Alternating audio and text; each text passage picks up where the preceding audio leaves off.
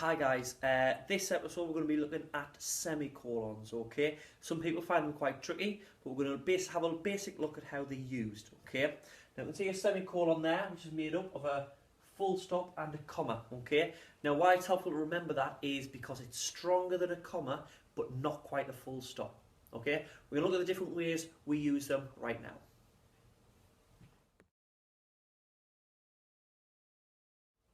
Right, okay, so here's one way that we can use semicolons, okay? We can use semicolons to join two sentences, so two independent clauses or main clauses, whatever you refer to them as, that make sense on their own. So your main clause, independent clause makes sense on their own. We can use it to join them together.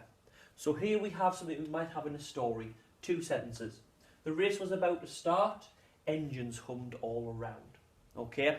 Now, what we can do is, because we want that to flow a little bit more than having our definitive full stop at the end there, we can use a semicolon. So if we look down here, we've joined it with a semicolon. The race was about to start, engines hummed all around. And it has a better feel for it, building up anticipation.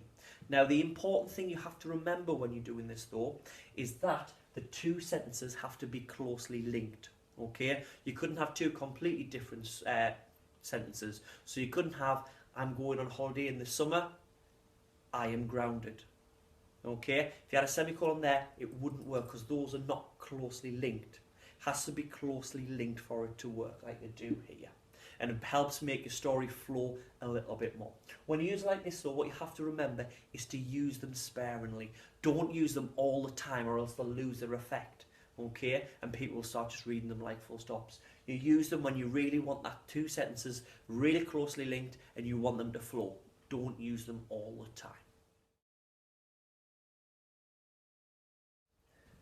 Okay, so another way we can use a semicolon, okay, is a semicolon is to link two sentences where the second sentence starts with a conjunctive adverb. Okay, so we've got two sentences here that show that. We've got one sentence, the judge had never liked him. However, he was his only hope. Okay, we've got our conjunctive adverb here. Okay, we've got however.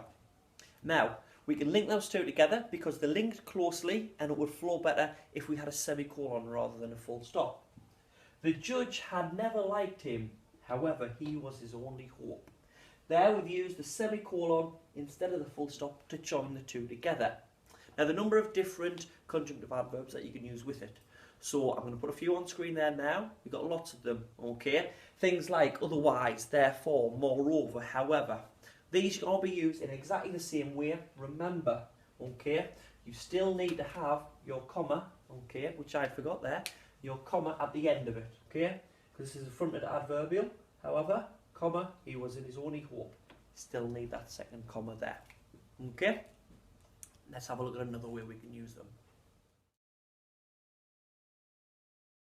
The last way we're going to look at using semicolons is in lists. Now we know normally in lists we use comma to separate the different items, but sometimes you want to add a bit more information in those lists, so you might already have commas in, okay? In this example, sort of like Aslan, a lion, when we're describing characters in a story. So when that happens, it would get a bit mixed up and hard to see where the list's going if we just kept using commas. So instead of those, we use semicolons, and we've got an example here. Some of the characters are Aslan, a lion, semicolon where we don't have a comma, the White Witch, a baddie, Edmund, the hero, and Mr. Tumnus, a strange creature even, okay? Same as normal commas, on the last one we use and, we don't have to use another semicolon, okay? And that just makes it more understandable for the reader when they're reading the list, okay? This is a colon, okay, starting the list, but we'll look at them a little bit more in another video. So we've looked at semicolons there and how to use them in sort of basic terms.